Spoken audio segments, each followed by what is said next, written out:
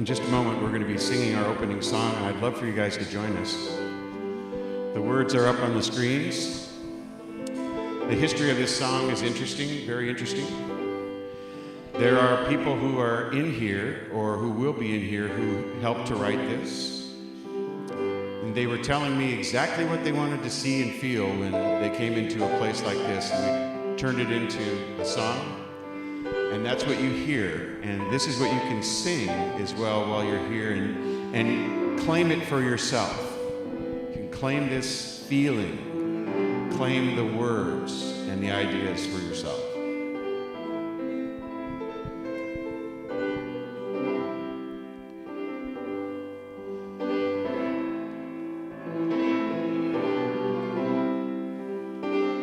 Here we go, you guys. Step into the arms of love. It's a feeling you can take hold of. Join us in our celebration. Feel the grace flow through your heart. Embrace the friendship and connection when you become a part of healing and inspiration, balance and faith, prayer and contemplation, freedom and grace. Sing it along. I say amen. Amen. Let's shout it out. Amen. Amen. I say amen. Amen. Amen.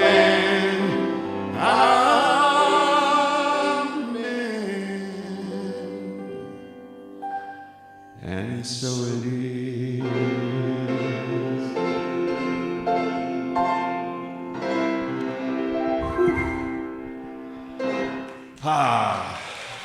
Yeah, we made it. We made it to that place where all that happens. We made it. Here at Unity of Pasadena, I can feel the love. I can feel the atmosphere of self-givingness. I can see it in your eyes, that you're thinking of other people, not just yourselves, that you are compassionate beings that are here to connect with one another at that level. I mean, we are so lucky to have a place like this to connect with one another and talk about what's really important in life. A lot of people don't have that. I consider us to be, I'm very grateful for it, I consider us to be those people that are fortunate to be engaged with one another. I think relationships, whatever you might want to call relationships, are magnificent. They're incredible. They are really all that is. You know, we have relationships with one another. We have relationships with our, whatever power that be that drives this universe. We have relationships with the chair we're sitting in. We have relationships with our closet full of clothes. We pick those clothes that we want to. We want to say something, when we choose something out of our closet, particularly on a Sunday. And I see some of that saying something, because it's a Memorial Day weekend, and I see some red, white, and blue. And I thank those who have placed some of those flags and the red, white, and blue napkins for us to remember, because that's what Memorial Day weekend's about. It's about remembrance of those who believed in our freedoms, believed in the things that make us true Americans. That is a self-givingness, a compassionate heart, so much so that they were willing to step into the fray and die for what it is that we represent. And that's what Memorial Day is, and we remember that. We remember that sacrifice. So let's just take a little moment of silence for those who courageously stepped into the moment.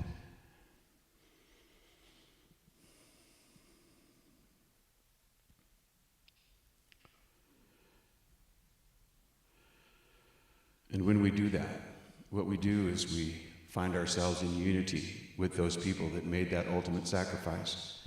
We find ourselves in unity with the ideas that created the conditions that were necessary for us to stand up and say, this is us. This is who we are, and it's worth fighting and dying for. We find ourselves in step with the idea that we can be peace, that we can be love, that we can do all of these things because we have the freedom to think and say and do that which we know is right. So I want you to stay with me because I love this unity statement, and it really says a lot about who we are. There's only one thing. It may look like more than one thing. It may feel like more than one thing, but it's only one thing. Expressing as you, expressing as me, and everything we see. Yes, a multiplicity of ideas expressing through each and every one of us, truly coming from the same source, for God makes things out of itself. Welcome to the party. All right, you guys, so I'd like you also to say our unity blessing. Let's do it together. We love you, we bless you, we appreciate you just the way you are, and who and what you are becoming. We also have a statement of faith I'd like you to join me in. There's only one presence and one power active in my life and in the universe. God the good, omnipotence. And I am one with that presence and power. Come on forward, you guys. We got your seats. All right, so I love starting off with a prayer. Shall we do a prayer, you guys? Let's just sink into that space where we feel connected with our source. We feel the energy that's present in this room. We feel the energy emanating from one another. And that energy and that presence that we feel truly is the presence of God. And if you summon up that feeling of love, if you summon that up right now, you can feel that presence deep in your heart. And so know this with me.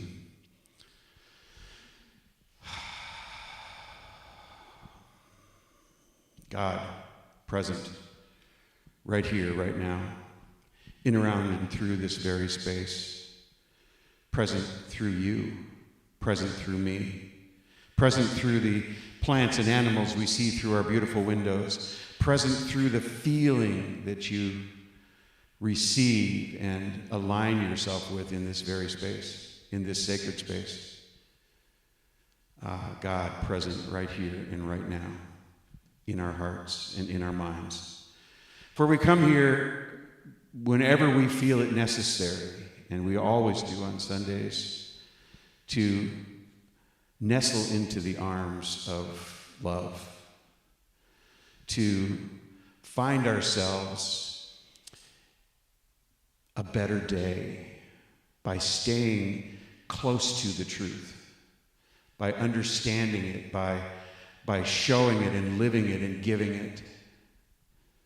And that truth is that we are love in action. And there are ways that we express that. We do it to one another as we sit here. We do it to one another as we have our repast after our discussion, our beautiful service here in this sanctuary. Yeah, we feel the presence of God everywhere, for it is everywhere. And so I know that this day is perfect. I know that each and every one of us experiences this day as pure perfection, that it is overwhelmingly beautiful and loving and caring. And that requires us to just see one another, to feel the atmosphere of one another, to be grateful for one another. And we truly are grateful. We're grateful for our musician Mitch today, who brings that spiritual bent to these services. And we're so grateful to our board of trustees that make sure everything is absolutely right for us. We're grateful for our prayer chaplains who hold the light for us each and every Sunday, as well as every day of the week. We're grateful for our volunteers at every level, for those that operate the PowerPoint and the streaming and the sound, and we're so grateful for all that is done here on behalf of each and every one of us. If you bring food, we feel it in our hearts. And so it's with this great thanksgiving that I release these words into the law of mind, and I know that this is already done. This beauty is already in process. This is already unfolding as it should. And together we say, and so it is. Amen. All right, a little wordy. That's okay, right? I mean, once in a while, I get myself in that space, you know, and get my eyes closed, and then I worry about whether or not I'm going to fall off one of these steps. So I brought my glasses this time before I peek into this basket, which is, I think, the smart move. I don't know why I hadn't thought about it before. That was upside down. I would have said I can't read it if I didn't have my glasses. All right, you guys, here's the question. Miracle thinking about Albert Einstein, who said, "There are two ways to live your life. One is as though nothing is a miracle. The other is as though everything is a miracle. What is your opinion of this quote and approach?"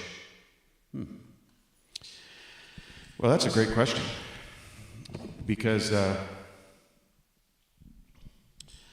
let's see. There's a song that goes like that, and I'm not exactly sure which song it is, but if anything's a miracle, everything's a miracle. Probably a Daniel Nahmod song, isn't it? No. There you go. Yeah, that's it. Faith Rivera. Yeah, and that's not to say that miracles aren't happening, but it's to say that they are truly everyday events. And the fact that we are alive, in a sense, is a miracle. We don't want to believe, I don't think, here in this space, or give too much credence to the idea that only those who experience miracles are those that are given favor by God. You know, it's like, where's my miracle? Well, it's happening right now. You know, it happened when you woke up this morning. It happened when you met that friend. It happened when you had that cup of coffee. I mean, how'd you get it, you know? It's pretty much a miracle too, isn't it? I mean, it's not like you have a coffee plant outside your door. I don't know, maybe some of you do. But, I mean, I think there are probably burrows involved and very steep mountainsides. At least if you watch TV, that's what you see. No, everything is a miracle, is a very interesting and unique way to see spirituality in everything. I mean, I like that idea. But I think, on the other hand, it's true as well, that all this stuff that is happening and has happened is beyond our understanding. How did it happen? How did it get here? How did we create this life that we're living today? You know, was it a series of miracles? Well, yeah, but maybe it wasn't a miracle at all. Maybe it's the way things are. Just the way things are. Divine intervention isn't necessary for you to have the life that you need to have, for the life that you want to live. Living the miracle life doesn't require divine intervention. I'll say that, and I'm really serious about that. It does not require that.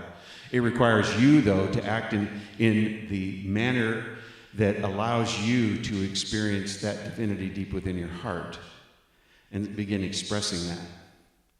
So the better we are at expressing that divinity, the closer we are to this feeling of oneness with God. So that's pretty miraculous. But then again, maybe not. Love the question. Thank you. Overtime? Okay, 3 seconds more, you guys. Keep clapping. We've got 2, 1, done. Okay, perfect. So we're ready for some singing. And like I said, we got Mitch today, and I've heard him sing these already, in practicing the performance this morning, and I'm moved. I'm still moved. If I'm singing along with you, I'll do it silently. I hope you do. All right, so thank you, Mitch. I'd like to start out with one of my favorite songs. It's a Michael Gott song, which I think says so much that we all can relate to. There is only love.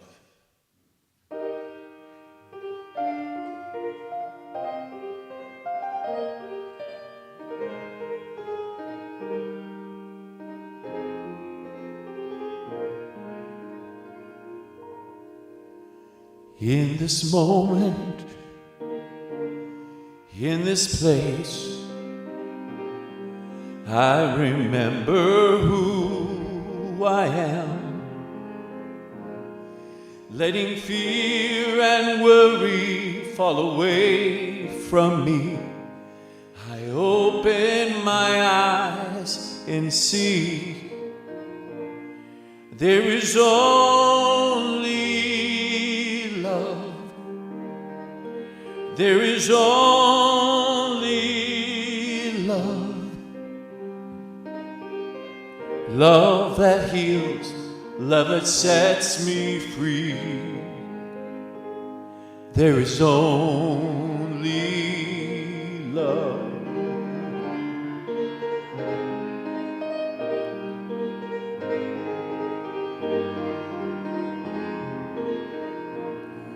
When I lose myself, when I feel I've lost my way, when I go inside and quiet my mind, I hear Spirit gently say, there is only love. There is only love. Love that heals, love that sets me free. There is only love. There is only love. There is only love. Love that heals, love that sets me free. Love, there is only love. Love that heals, love that sets me free. There is only love.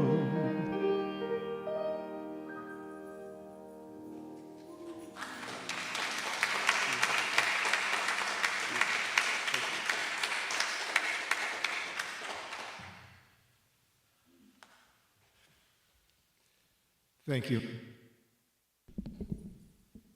When I was here earlier, I was just sitting here, just looking for peace, and he started to sing this, and it was just so perfect.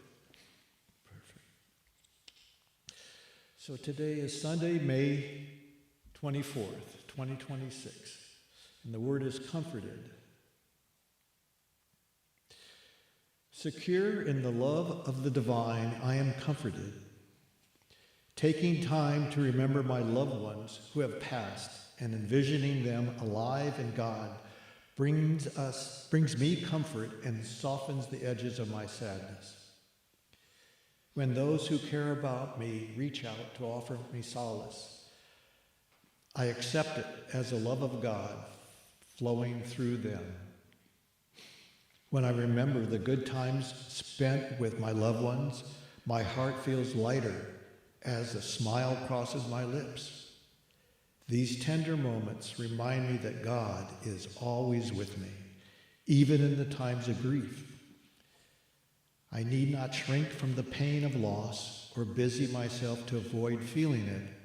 Instead, I lean into the comforting love of God to see me through it. This love lifts me and soothes me, my aching heart. The power of God within gives me strength to persevere with courage and fortitude. As a mother comforts her child, so will I comfort you. You shall be comforted in Jerusalem. Isaiah 66, verse 13. Yesterday, my wife and I went to a memorial service, and it was quite unusual. The man, his name is Bob Ross, and I never met him, and I wish I did. He was an engineer. He was a forward thinker. He always listened. He always asked questions. His family loved him, and there was 6 family members that stood up and talked about him. And each one of them were in so deep grief. The tears of all of them really moved me. And the last one was a young man, about 22, tall, thin, and he had bushy, dark hair. And he was crying the most. And as I was watching him, and I looked, and behind him, I saw an image, like a shadow. And it was just like him behind it. And I realized, but it's not dark, it's light. And I thought, no, is this real? And so I started looking up. And as I looked up, this lighted figure got bigger. And then I thought, should I tell him this? And I decided I will just let what God have. And so we ended up in there's a kitchen room, and he was having some water, and we were both standing there. And I said, I'd like to tell you something that's maybe pretty weird. And I did. And I thought he was very shy and whatnot. And it turned out he didn't blink an eye. In fact, we had a conversation about his grandfather and about what he received from his grandfather. He too is an engineer. And anyway, amen.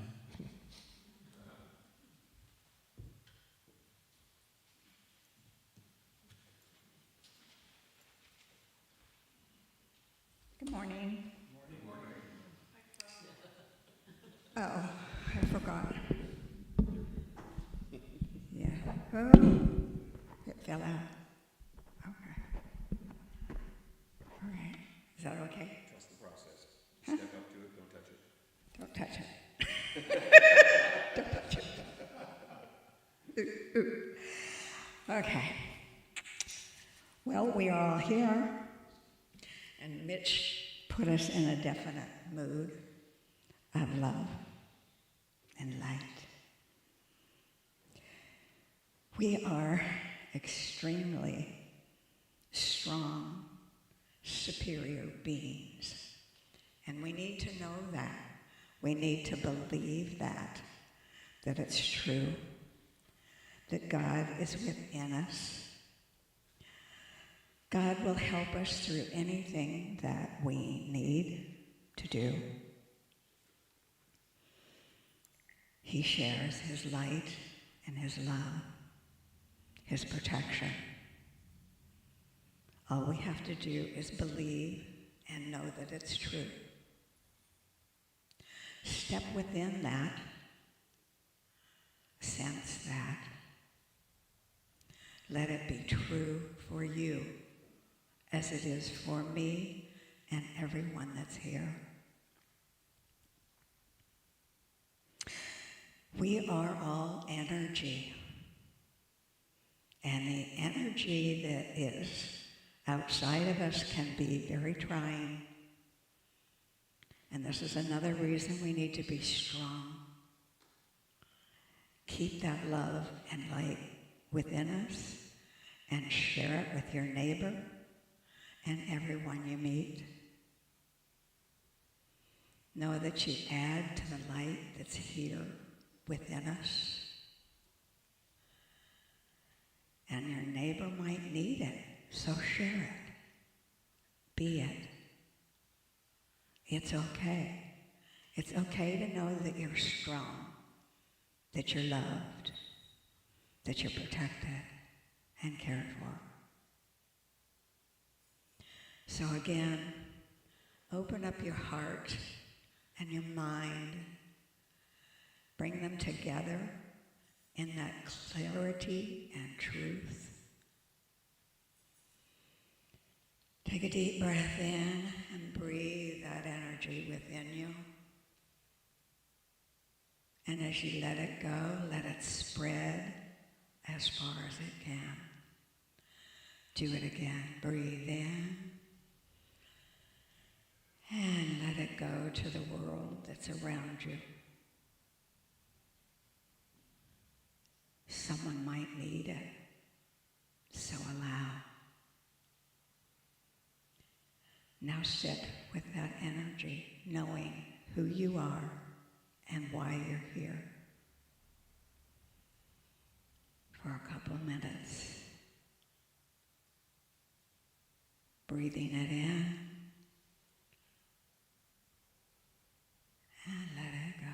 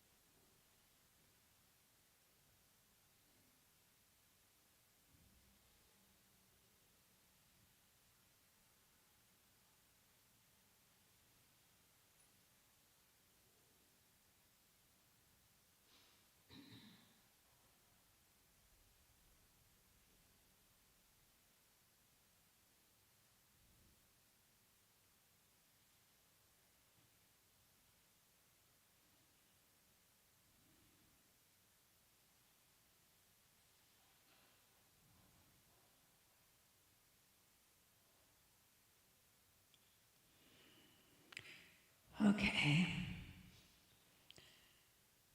It's time to take another deep breath in. And let it go all the way through you and down to your feet.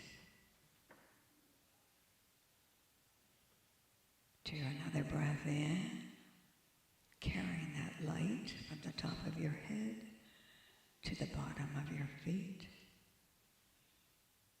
Feel your presence. You are here. Let your light shine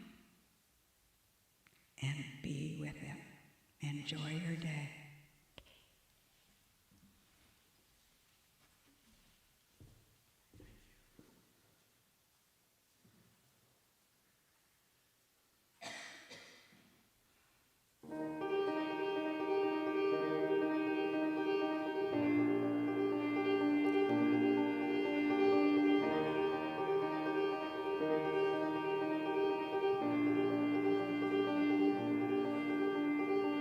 How many times can you hear the same lie before you start to believe it?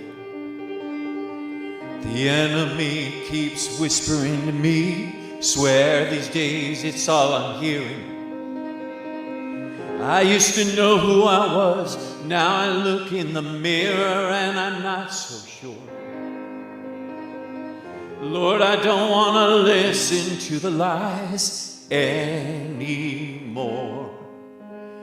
The truth is I am my Father's child. I make him proud and I make him smile. I was made in the image of a perfect King.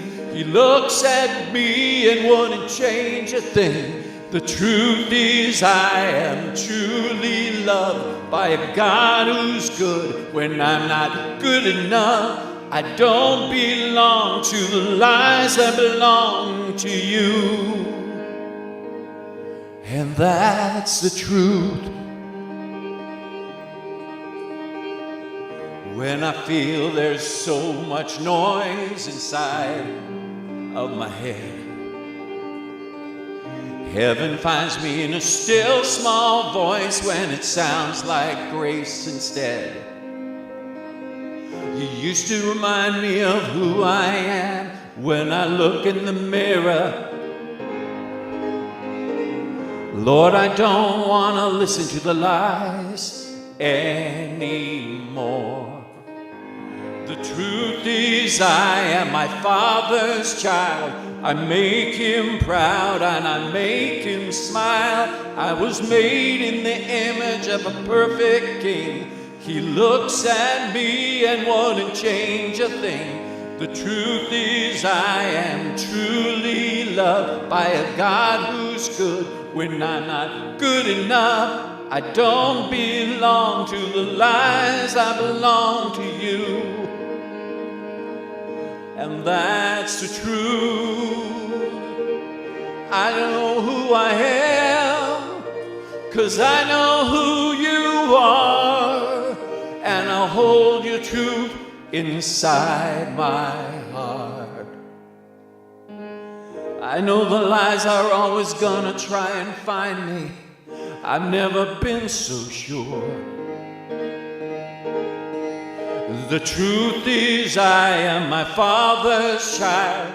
I make him proud and I make him smile. I was made in the image of a perfect King. He looks at me and wouldn't change a thing. The truth is I am truly loved by a God who's good. When I'm not good enough, I don't belong to the lies, I belong to you. I belong to you, and that's the truth.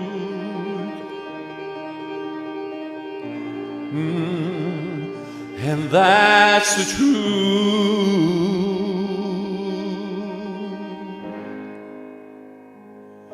And that's the truth.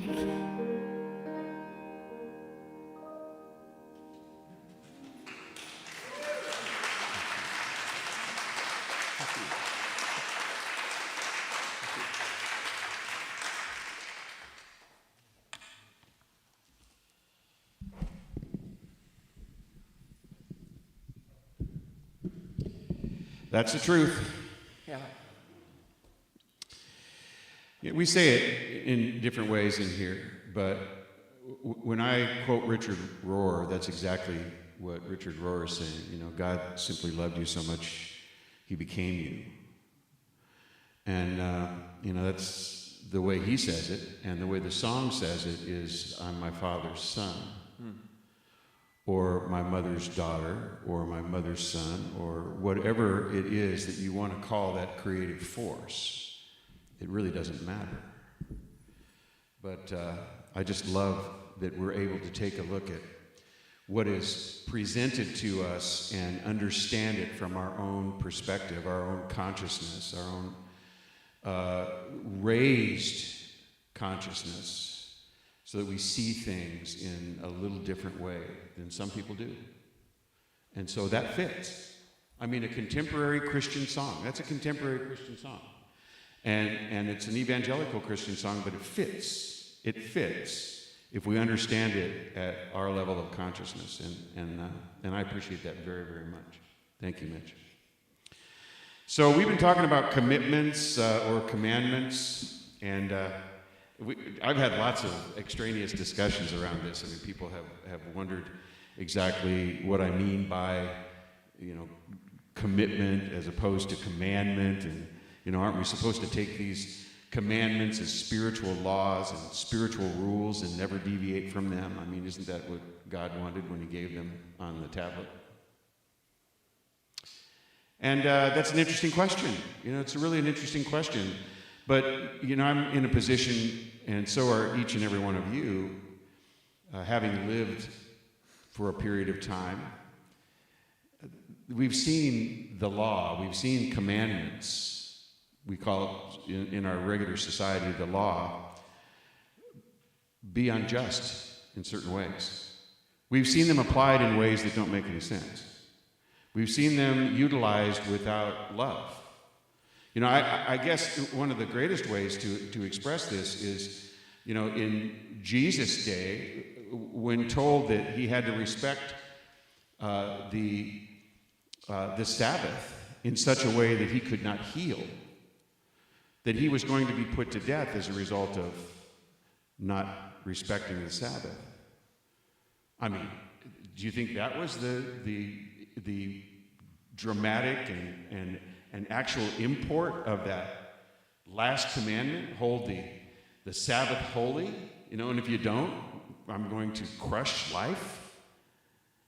I think that that's a great example of using the law in a way that leaves love out of the conversation. Happens all the time, and there are commitments that can be made to utilize that commandment in a way where love is an interactive force. You can use the law and love at the same time and create some really tremendous energy in not only society, but in relationships. So, first of all, religion is all about relationships. Religion is all about creating what a lot of religions might call right relationships, meaning we set up guidelines so that we don't step on each other's toes. We set up guidelines so that we can have a society which is worth living in. And in the Lord's Prayer, I think Jesus said, here's how we pray: bring heaven to earth. Now, I'm not posturing that I either believe in heaven or hell or any of those things, but the point is absolutely clear.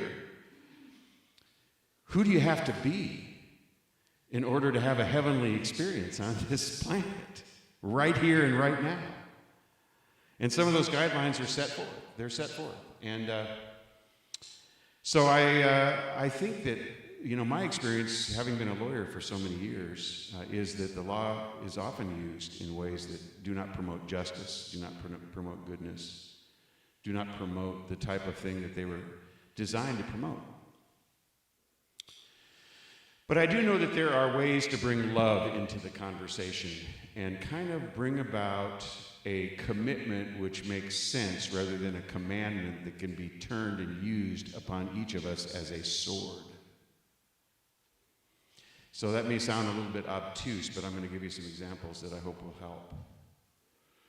So you guys know that my experience has been manyfold. I practiced law for some time, and then I moved into the nonprofit world, where I was in charge of hospitals and institutions that dealt with people who had mental health issues and substance use disorders. And we had several different locations, and we were constantly trying to upgrade services, make things better, allow people to access the kind of treatment that was necessary for them to find health and wholeness.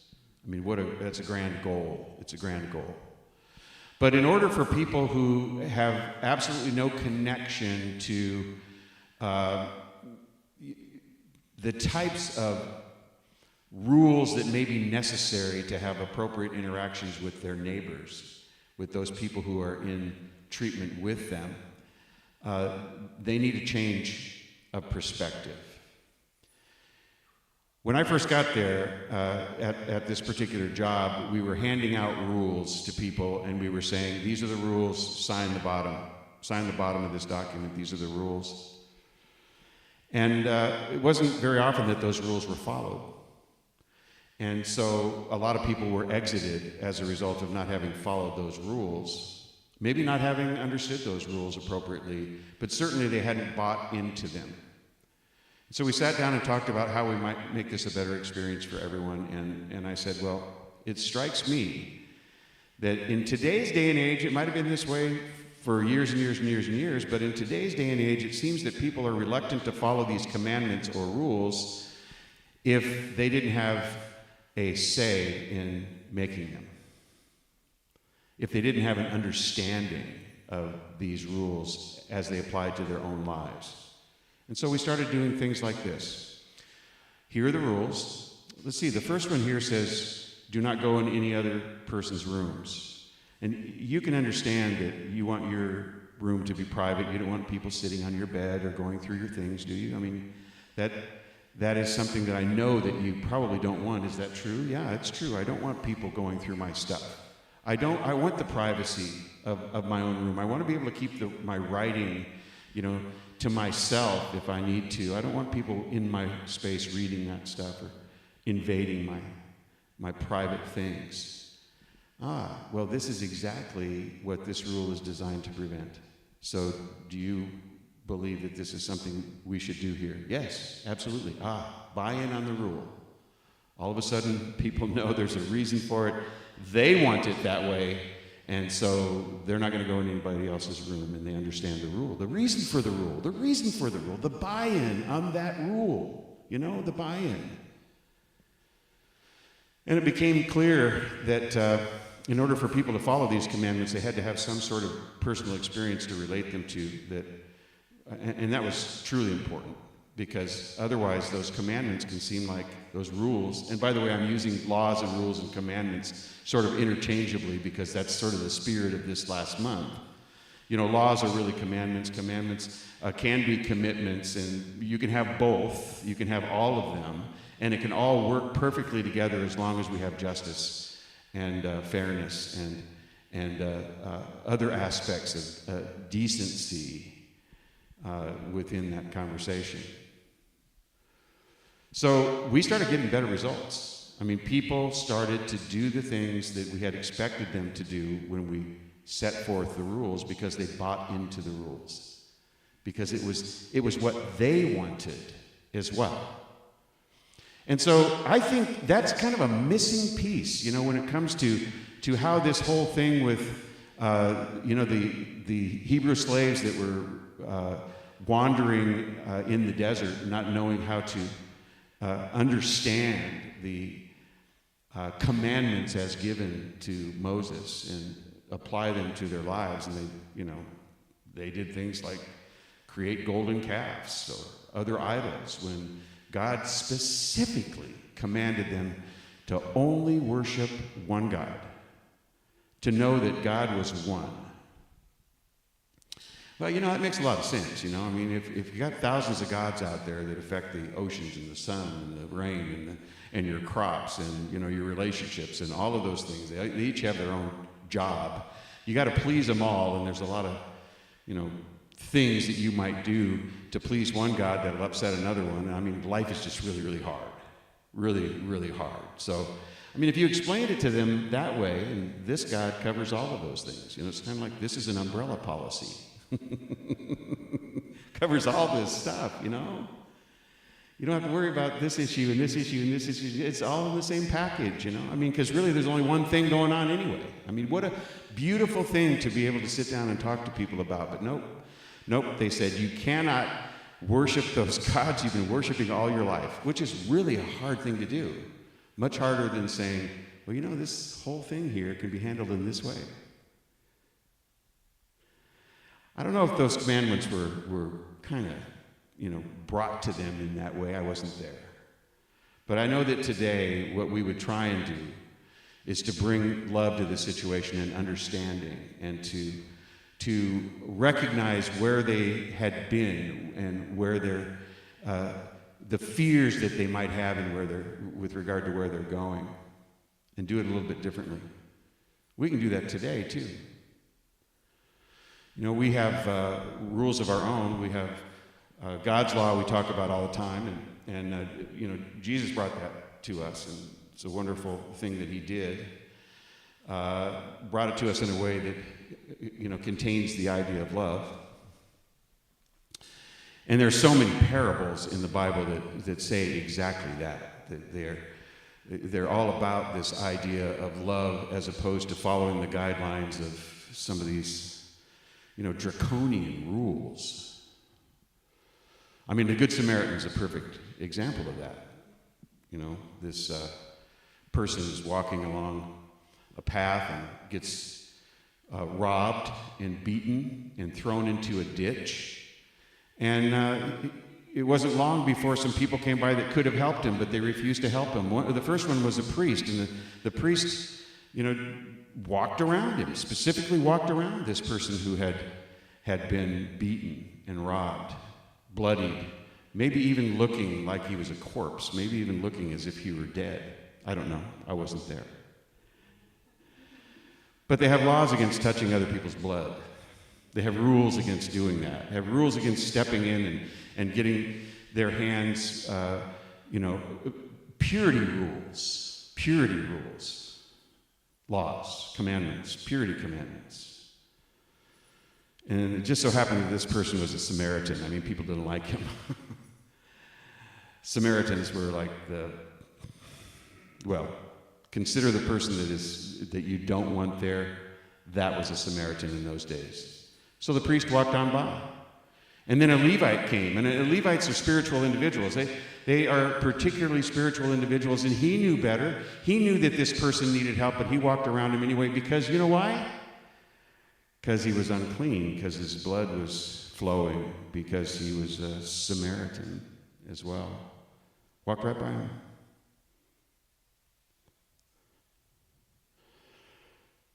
Then comes along a man. You know what? I screwed up that story. You guys already know that.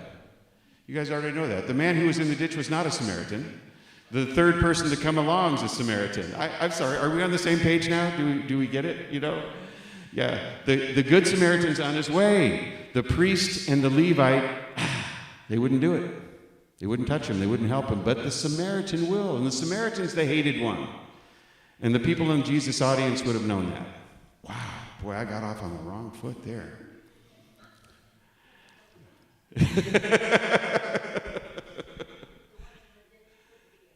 He could have been, and we might not have known, but thank you for that. I mean, she lets me off the hook just a little bit, So the Samaritan stops and helps. The Samaritan not only stops and helps, but carries this person to an inn and pays for a couple of nights and says, if you need anything else, here's extra money, and if you need anything else, I'll be back in a while. I mean, amazing, wonderful stuff. It was a beautiful thing. This person stepped outside the law, the commandments, the precepts of purity, and took care of a person.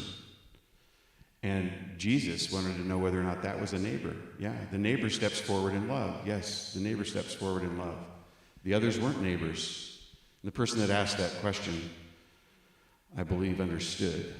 So much so that he walked away with his head hanging. Who's your neighbor? Ah, the Samaritan, even though that's the most hated person in the area.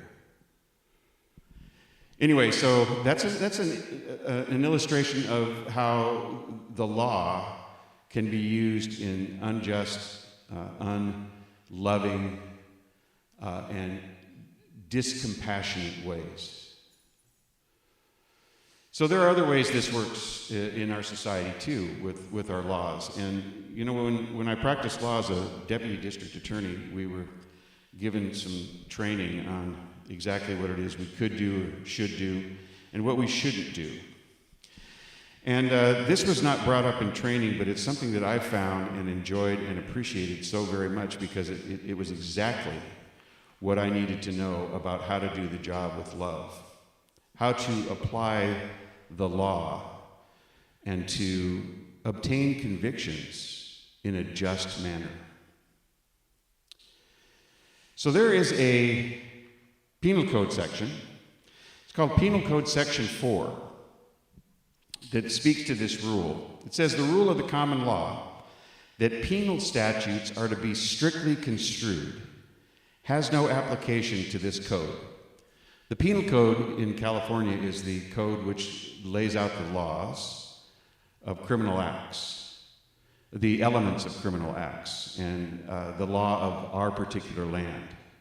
And it says here that the common law, which is that penal statutes are to be strictly construed, that is, absolutely no leeway, has no application here in this code, in the penal code.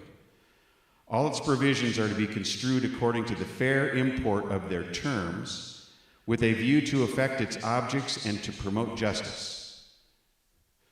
So you're not supposed to look at the actual text and decide, this is a violation of the text. You're to look at the entire circumstances and see whether or not it's facilitating justice itself before you try and convict someone.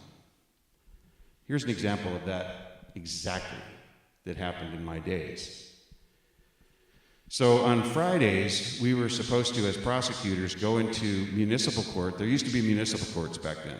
There were municipal courts where misdemeanors and infractions were tried. And then there was Superior Court where felonies were tried. Anyway, we'd go into municipal court and we would handle traffic matters on Fridays. So all the people who had been charged with traffic crimes would come in on Fridays to the court, and the judge would have us present the cases, and then the judge would make a decision as to what should be done in that situation. And one day, a case showed up in front of me, and it was very simple case. It was, seemingly cut and dried. An officer sat next to me and told me, well, this is a situation where this man started his process across the street and was in the intersection, the middle of the intersection, when the light started flashing, don't walk. And he continued to walk. He was in the intersection when the light said, don't walk. And so I wrote him for that crime. I wrote him up for that crime.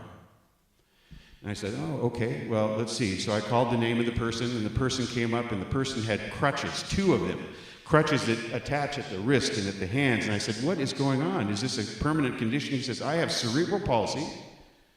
Takes me a long time to get across the street.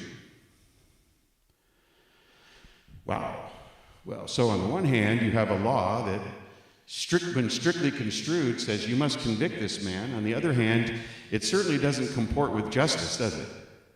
The light's not long enough, for crying out loud. The duration isn't long enough for this man. And I watched him walk. I watched him walk up to me. And he moved, with each step, he moved about 6 inches. It was painful to watch and very difficult for him to live in that condition. So I took a look at the officer and I said, hey, I don't want to hurt your feelings, but I'm going to dismiss this case. There's a penal code section, Penal Code Section 4. I want you to read it. It says we're supposed to utilize these laws with justice in mind, the fair import of what's intended, rather than in such a strictly construed way that people are hurt by something that's supposed to help. Unfortunately, we find this in laws, in commandments, in rules, and religious rules particularly are difficult because you read the Old Testament and you find that people are put to death for doing the same things that we do every day. And you go, what the heck is going on here? Just a little deviance from a belief system that we're required to have, and we might end up in a place where there's fire and brimstone, and there's a lake of fire, which apparently you can get thrown into. Wow. Now, that just doesn't sound like the fair import of those kinds of strictures promote justice. It doesn't sound fair to me. It doesn't sound like that rule follows, the kind of guidelines that make sense in decent relationships. Remember, religion is about decent, loving, caring relationships. How does that promote decent, caring, loving relationships with your God? It didn't for me. It's the reason why I stand up here today. It's the reason why I talk about these things today, because for me, the fair import of what it is that we do is to practice these things that Jesus talked about so freely. Love love has to be a part of the law. We move forward because of love. We practice love through compassion and understanding and caring. And sometimes it's courageous to do so, because the common, theme of the day is to other them, make them look like something less than they are, treat them as if they're not a part of what's really what we call life.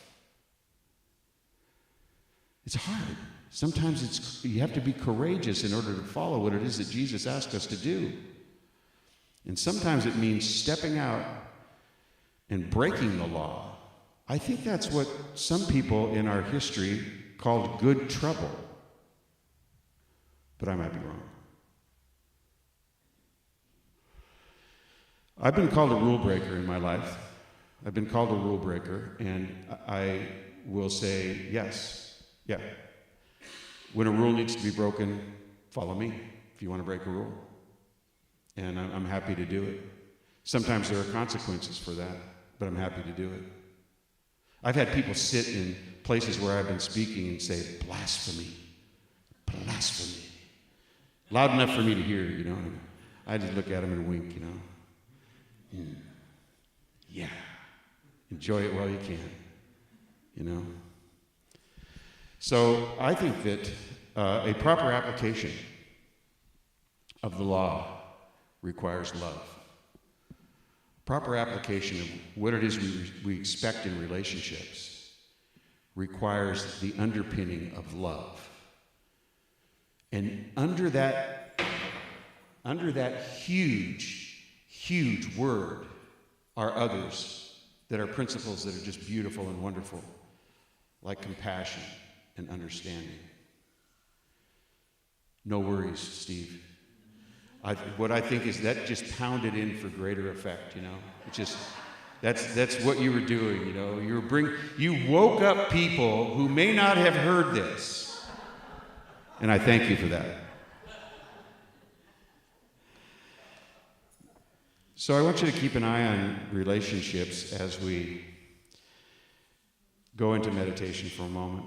I have a short meditation I'd like to do that I call I'll Meet You There. I'll meet you there. Some of you will recognize that. There is a field out beyond right doing and wrongdoing. I'll meet you there. Please close your eyes and just sink into this space. Take a slow, deep breath in and let it go. Again, breathe in gently and empty your lungs completely. Let your body soften. Let your shoulders drop. Let your heart become spacious. Open that heart space. Now bring to mind the question of relationship. All your efforts to understand, to be understood, to love well, to be right, to be faithful, to be open. Gently place all of that in the hands of the beloved. See the hands. There's a field beyond right and wrong, a wide and quiet place where the soul no longer argues, no longer defends, no longer clenches its fists around its own truth. In that field, you do not have to win.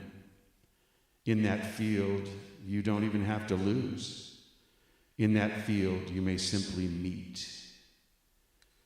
So breathe as if you are stepping into that field now.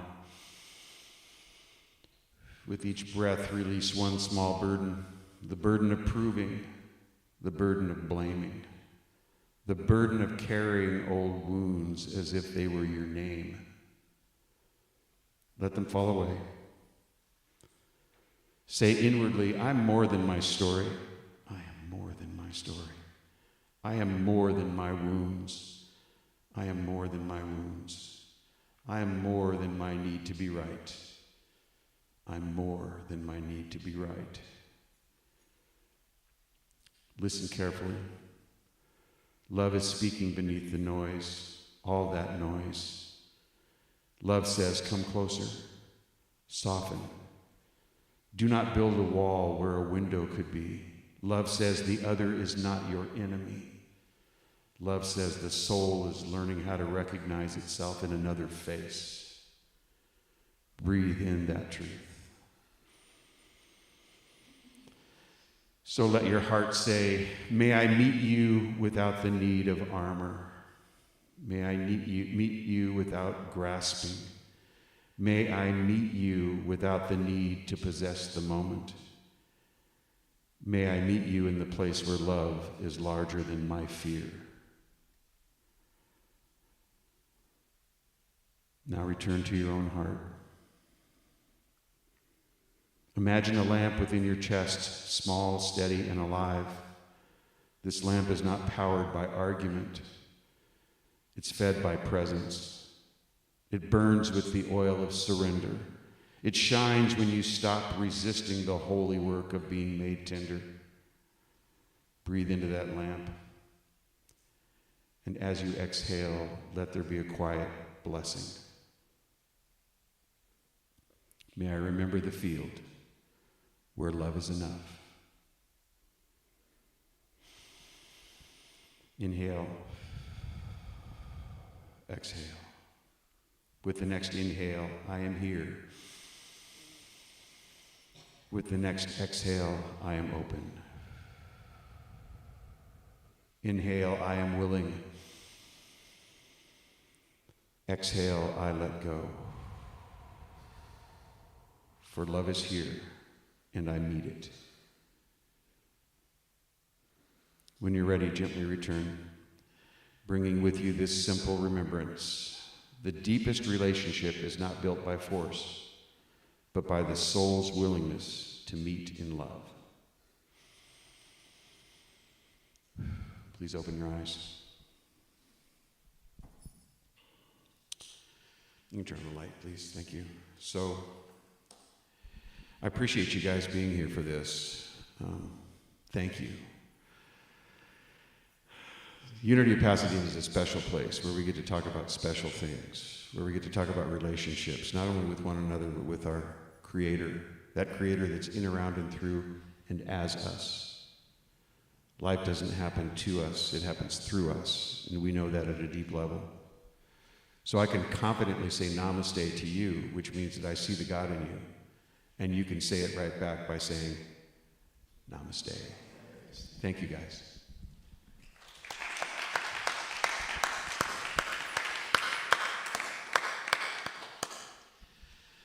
Oh, come on, Millian. Oh, we got a list. Do we have a list today? Look at this. Am I on that list?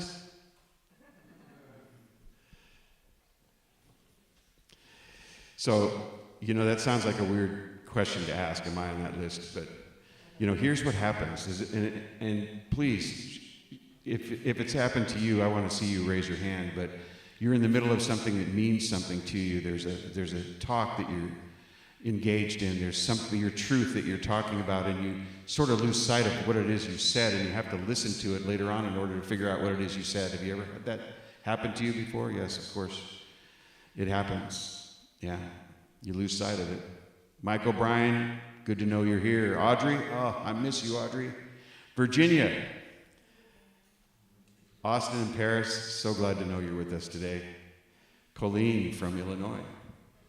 We have Charles DeTurk from Michigan. And we also have Charlene from Tennessee. So now it's time for us to do our community giving. And right here, I'm going to place my giving on my heart, and I'd like you to do the same.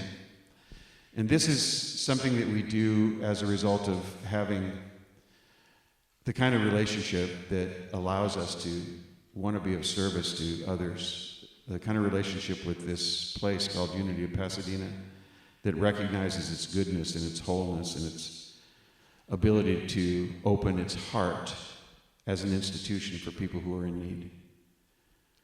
So please place your gift on your heart and say with me, God is the source of my overflowing supply, and I am grateful. And so it is. I'd like to do an offertory song for us now that aligns a little bit with the story of the Samaritan that Greg shared, and it's a Harry Styles song called Treat People with Kindness.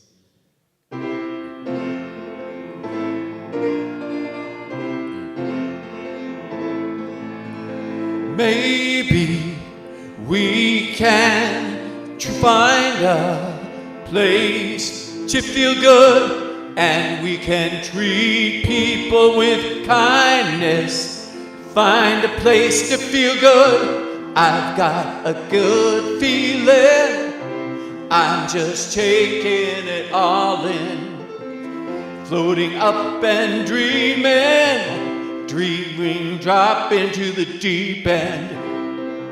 And if we're here long enough, they'll sing a song for us, and we belong. Maybe we can find a place to feel good, and we can treat people with kindness. Find a place to feel good, giving second chances. I don't need all the answers. Feeling good in my skin, I just keep on dancing. And if we're here long enough, we'll see it's all for us, and we'll belong. Maybe we can find a place to feel good, and we can treat people with kindness. Find a place to feel good, and it's just another day. And if things don't go our way, it's okay. It's okay. It's okay. It's okay.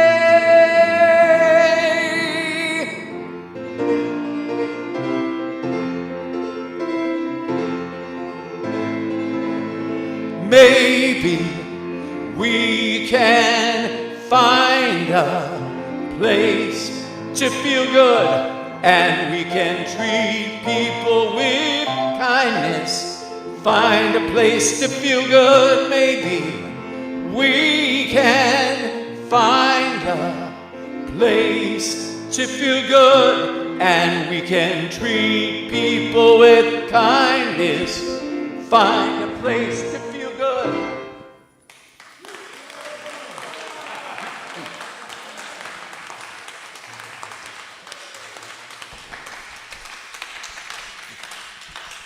How do you play piano standing up like that? Did you put your foot up on the keys too? I did. Did you? Come on forward, please, Millian.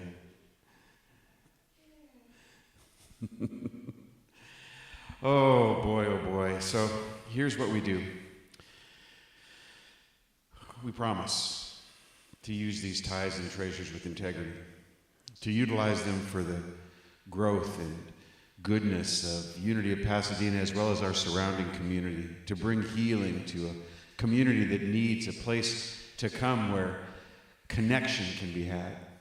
Not only personal connection, but connection with the divine. For truths to be revealed deep within themselves. This is what Unity of Pasadena offers. This is what Unity of Pasadena does. We're so grateful for the support. We're so grateful for the love you bring. I release these words into the law of mind, knowing they're done. Please say, and so it is. Amen. Thank you so much, Millian. All right, Barbara, come on up.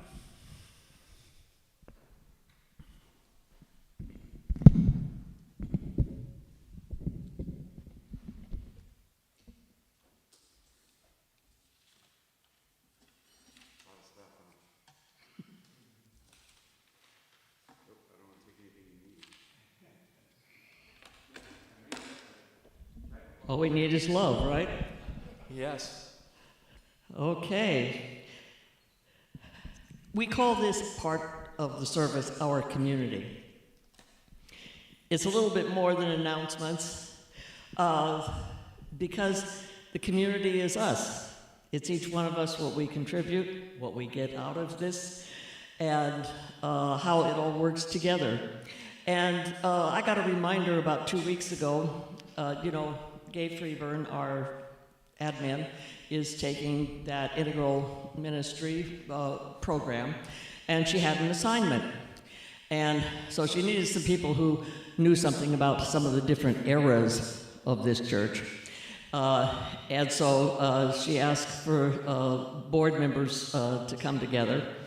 And it was interesting. Basically, Paul and I were the old timers. We talked about Lee, we talked about Steve over here, because our community has been in existence since January of 1939. It's had a few different roofs over its head, including the one that Lee, raise your hand, Lee, because in case anybody doesn't know you. Okay, this is Lee Zebold. Okay, his parents, Phil, and what was your mom's name? Virginia. Say it again? Virginia, okay. They were very active in this community back in the day, and were part of the community that built from the ground up with, cinder blocks, a $50,000 building with $17,000 because everybody pitched in and did all the manual labor, etc. And then that place was taken over by the city of Pasadena by eminent domain, and with that, the money that the church got from being booted out of that place, we came here, and that was in 1988. And of course, all of that was long before my time. But anyway, it was a very interesting exercise, and as, Gabe must finish her integral ministry classes, and the board would need in the future to decide how to proceed with that idea, the idea of which it's really more congregant ownership, membership. You're an owner, you're a shareholder, you're a spiritual shareholder, you're a physical shareholder, etc. So, we've got these things in our future to come, and so the exercise that just 4 of us got to do will hopefully be something that the entire community will get to do, and we'll get to hear from Lee and Steve also individually, because they were youth of Unity, which we haven't had for a while. So anyway, this community has always had a vision and a mission statement. The current ones we keep affirming every single week. I think we've had about 10 years. I'd have to check exactly, but that's what I think we've had. So let's share those two together, starting with the vision. Envisioning a world powerfully transformed through the growing movement of shared spiritual awakening. And our mission, which is transforming lives by living and sharing our inner truth of divine wisdom, compassion, and love using practical spiritual principles. And we've also got 4 core values you know well: creating community, living love, teaching truth, and serving spirit. And today, serving our spirit and our bodies is Team S through Z, which is being, as you know, phased out. This is the last time I'll refer to it as Team S through Z. Next month I'll be referring to Team 4. Okay. Anyway, with the help of many others, we've got a great hospitality plan, and next week we've got the sign-up is pretty, it looks pretty generous for the 5th Sunday, which is our loaves and fishes. But if you haven't had a chance to sign up for something fishy or bread or desserts or sides, there's a red clipboard out there, give you a chance to do that. Alrighty, and today we get to meet again with Care Cornford and share the archetype Kuan Yin, who's known for compassion. That's basically the topic there. So that'll start at 1 o'clock, after you're well filled, but you won't nap because it's very interesting. All righty. Then Tuesday, as usual, even though Monday is finally happening, miracles do occur, yes. The repairs are beginning on Reverend Craig's office, the ladies' room, and the closet. But it's not going to interfere with any of our activities. General Stretch will still have room to meet. And Thursday evening, I gotta get used to doing this. Thursday evening. Oh, you're doing it. Thank you, Gay. Okay, see, that community team. Thursday meditation continues. The writing workshop continues on Saturdays. And then starting on June 13th, almost every week of each month for 12 weeks, Gay will be doing a archetype of the zodiac class. So there's 12 of them, and she's gonna tell you about it right now. Hi, everybody. I forgot that I said I would do this. So what I'm doing, I taught a class last spring that some of you went to that was very, very, very condensed with a lot of information, and I think it was kind of overwhelming for a lot of people. So what I want to do is just take a look at each sign of the zodiac, just one per week, and we're going to dive into it, and we're going to see, what that really means and what those archetypes are and how they can show up in our lives in sort of their shadow aspects and their more evolved aspects, and then those sort of, all the things in between, how those energies can show up in our lives. And if you've had your chart done, you know that you are more than your sun sign. So you may be an Aries and want to come to week 1 and learn about Aries, but you may be a Libra and you have Aries somewhere in your chart. And if you come to the class, I will draw up your chart and you can see where you have that, and we'll talk about how that might show up in the signs.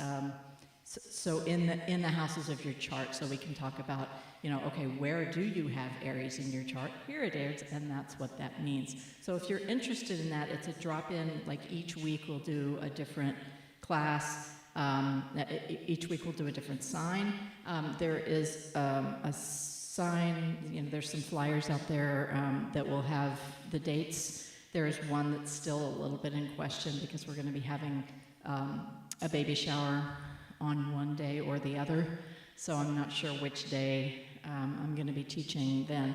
But for the most part, it's every Saturday. There is a list of all the dates and which signs we'll be covering on which date. Come to the ones that you're interested in, and it's just, give whatever you feel called to give. So if you have any questions, I'll be here, eating lunch with the rest of you, and please feel free to ask. Question, do they need to, if they didn't have their chart done with you before, need to find out their exact birth date and birthplace? Yes, and time. So it's on your birth certificate if you have that handy. For those of you who don't know what time you were born. So I need the city you were born in, the date including the year, and the time of birth, and that will show me especially those houses, which are important if you want to know how those signs are showing up or where in your life. So yeah, and just let me know if you want to come, give me that information, I'll draw up your chart. Okay, thank you very much, Kay. All right, the last thing is, it is settled, the date of the celebration of life for Marty Arnold, and the family would like to know who's coming, so we have a sign-up sheet. If you just put your name on it, it'll be out there circulating for the next couple of Sundays, and then Jackie will just RSVP for everyone on the list as a whole. Larry? Oh, yes, June 27th. The service begins at 1, and it is followed by a reception.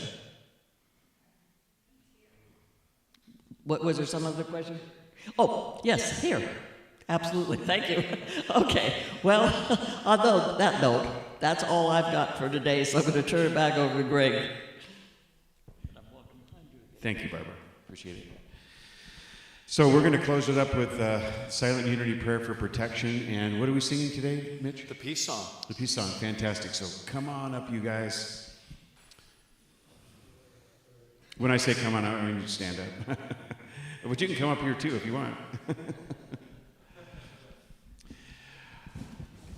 By the way, if you'd like prayer, our prayer chaplains are available for you. Raise your hand if you're a prayer chaplain, please.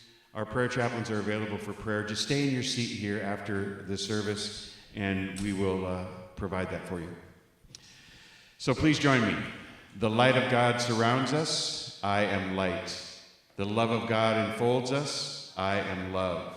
The power of God protects us. I am power. The presence of God watches over us. I am presence. Wherever I am, God is. I am divine, and all is well.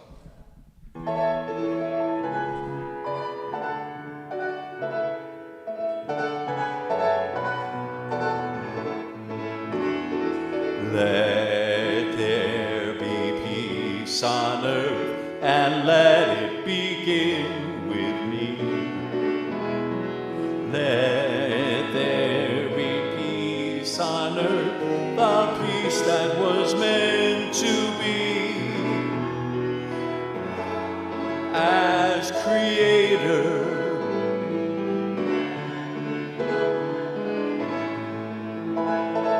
let us walk with each other in perfect harmony.